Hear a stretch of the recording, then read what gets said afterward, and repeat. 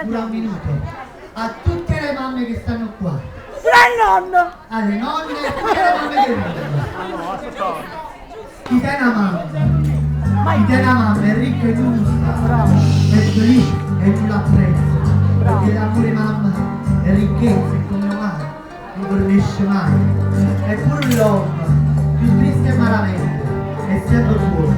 Chi tiene una mamma tutte l'anno e niente cerca, ma si deve richiamare senza sapere perché, ti abbraccia e dice figlio e chiama insieme a te.